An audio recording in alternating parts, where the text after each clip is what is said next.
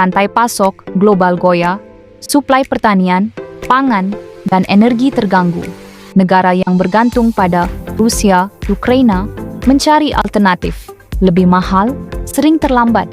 Ketidakpastian perdagangan meningkat. Peta geopolitik berubah.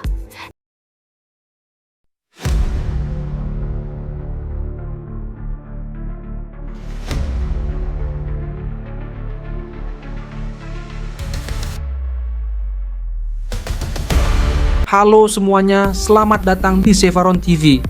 Hari ini, dampak perang Rusia-Ukraina pada dunia. Kenapa kamu harus peduli? Efeknya terasa dari harga pangan hingga energi. Untuk memahami skala dampak, mundur ke Februari 2022, invasi besar Rusia ke Ukraina. Akibatnya, harga gandum naik, jalur ekspor Laut Hitam terganggu. Pasokan energi Eropa goyah, rantai suplai industri ikut macet. Ini bukan konflik dua negara, ini soal masa depan dunia. Tetap kritis, tetap terinformasi.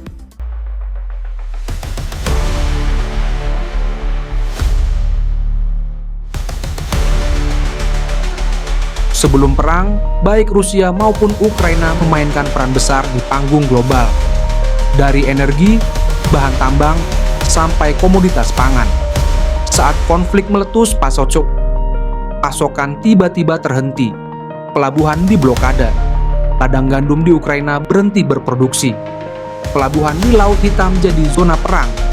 Hasilnya, kita semua merasakan guncangannya. Negara-negara maju dan berkembang, yang sebelumnya bergantung pada ekspor pangan atau energi dari Rusia dan Ukraina, mendadak harus mencari alternatif. Tapi alternatif itu mahal, sulit, atau bahkan tidak ada. Harga pangan melambung, energi langka, inflasi meningkat, dan masyarakat biasa paling merasakan dampaknya. Mari kita lihat beberapa dampak besar yang terasa sampai ke negara-negara jauh dari zona perang.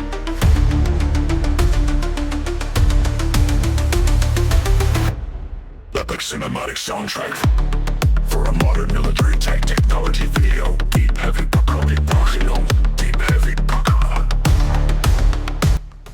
Sebelum perang, Ukraina dan Rusia adalah pemain penting di pasar global.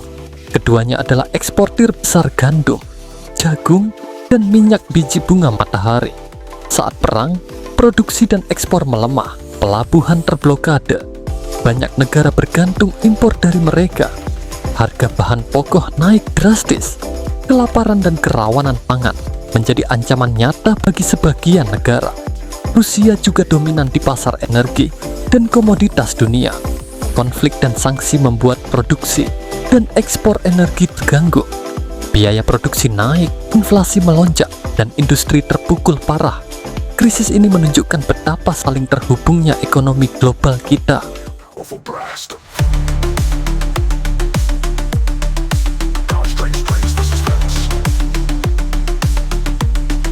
Di Asia, Afrika, dan kawasan lain, harga pangan dan energi melonjak. Daya beli melemah. Apa dampaknya? Rantai pasok global goyah, suplai pertanian, pangan, dan energi terganggu. Negara yang bergantung pada Rusia, Ukraina, mencari alternatif. Lebih mahal, sering terlambat. Ketidakpastian perdagangan meningkat. Peta geopolitik berubah. Negara netral dipaksa memilih ikut blok, cari aliansi baru, atau menempuh jalan tengah. Sanksi dan gangguan energi mendorong pergeseran, kemitraan, energi alternatif, percepatan transisi terbarukan, diversifikasi pemasok. Bagi negara besar, dilema nyata mendukung Ukraina secara militer, diplomatik, atau mengejar kestabilan pasokan melalui kompromi. Pelajaran utamanya, globalisasi itu rapuh.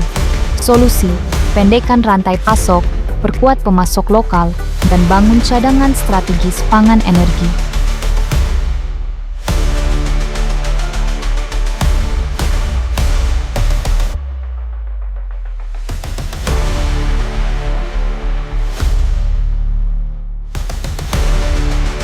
Bayangkan dua masa depan, perang berlanjut atau dunia berhasil menengahi damai.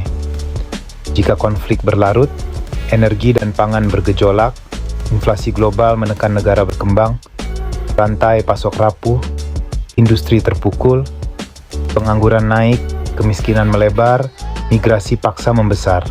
Jika damai tercapai, pasokan pulih, harga stabil, rekonstruksi di Ukraina membuka kerja dan perdagangan. Aliansi baru terbentuk, negara non-blok tampil sebagai penengah.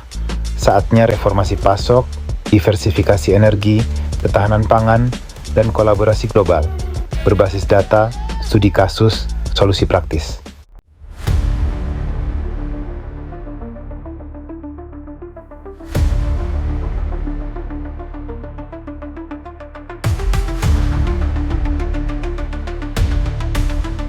Jauh di Ukraina, tapi efeknya terasa di sini, di harga, kerja, dan dompet kita. Perang ini mengguncang gandum, biji-bijian, pupuk, dan energi. Harga global melonjak. Di Indonesia, inflasi pangan naik, biaya produksi dan logistik ikut menekan pelaku usaha.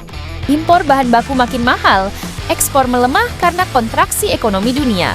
Dampaknya bukan cuma Eropa, Asia hingga Amerika Latin ikut terguncang. Pertanyaannya, apa artinya bagi kita? Bangun ketahanan, diversifikasi, dan kerja sama yang cerdas.